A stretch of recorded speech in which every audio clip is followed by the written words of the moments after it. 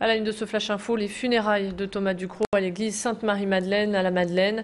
La cérémonie s'est déroulée dans la plus stricte intimité, comme le souhaitait la famille du défunt.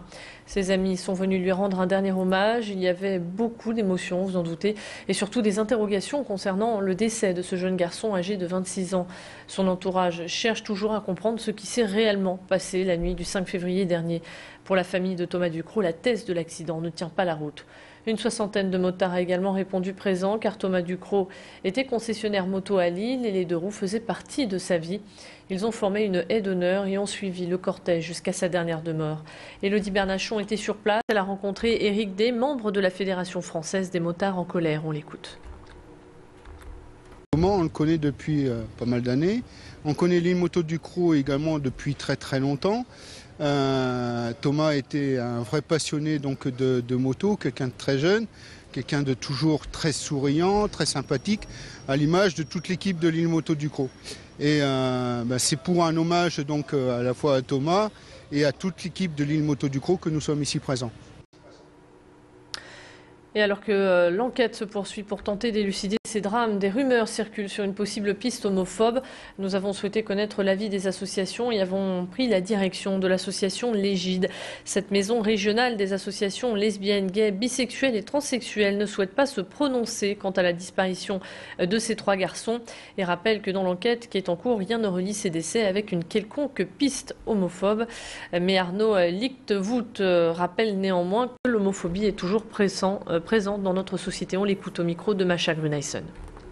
L'homophobie, c'est quelque chose qui, contrairement à ce que j'imaginais, est encore très virulent. J'aurais cru qu'avec le temps, en 2010, 2011, ça aurait été beaucoup mieux accepté. C'est pas encore le cas. Il y a beaucoup d'homophobie et de transphobie, déguisée ou pas.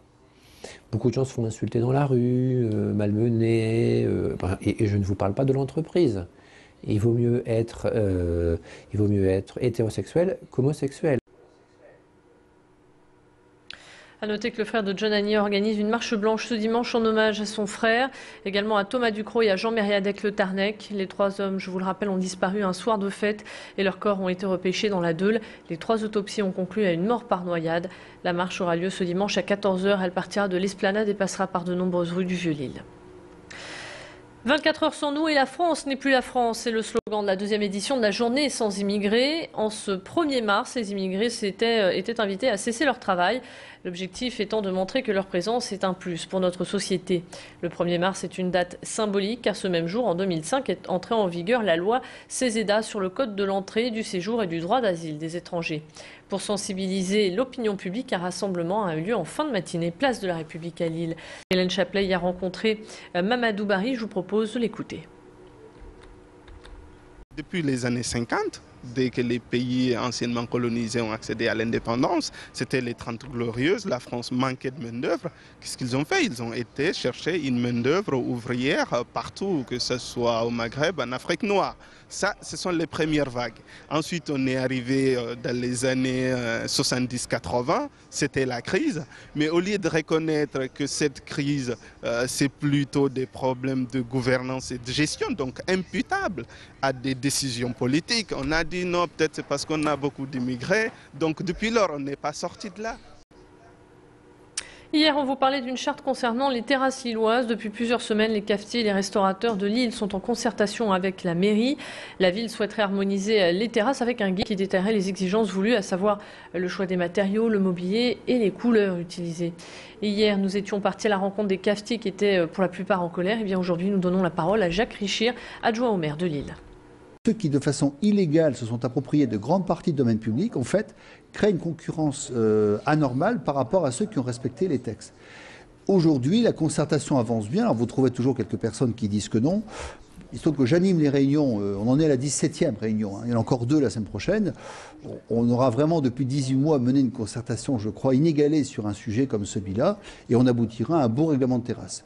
75% d'ailleurs des exploitants ont des terrasses à peu près identiques, mais qui vont être beaucoup plus embellies, hein, et d'autres vont devoir effectivement réduire un peu par rapport à ce qu'ils avaient outrepassé. Dead Drops, 2 mots que vous ne connaissez peut-être pas, et pourtant ce nouveau Le concept promet déjà beaucoup de succès. Le principe est simple, une clé USB scellée dans un mur vous permet d'échanger tout type de données, que ce soit des films, des photos ou encore de la musique. Chacun est invité à déposer ou à récupérer ses fichiers à l'aide de son ordinateur portable. Vous trouverez le premier Dread Drop sur la façade du 98 rue de Oisem à Lille. Ce concept, qui vient tout droit des États-Unis, a été implanté sur la capitale des Flandres grâce à une association, l'association Build Up. A noter que pour créer un réseau, d'autres installations de ce type sont prévues sur l'île. Un mot de sport, le stadium nord de l'île de Villeneuve-d'Ascq va faire peau neuve. Une nouvelle pelouse sera posée jeudi, au lendemain de la réception de Lorient en quart de finale de la Coupe de France. Rappelez-vous, cette pelouse posait de nombreux soucis aux Lillois. C'est donc une bonne nouvelle pour le club, mais attention, soulignons tout de même que dans un premier temps, il s'agit de bien poser une pelouse temporaire, sans motte, mais de meilleure qualité. Il faut tout de même compter 550 000 € pour cette nouvelle pelouse qui sera totalement opérationnelle la saison prochaine, puisque les gros travaux auront lieu cet été pendant la trêve estivale.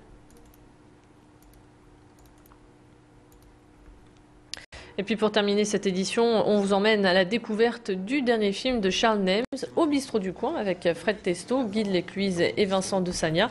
Cette comédie raconte l'histoire d'un quartier qui décide de monter un spectacle musical en hommage à un sans-abri mort de froid.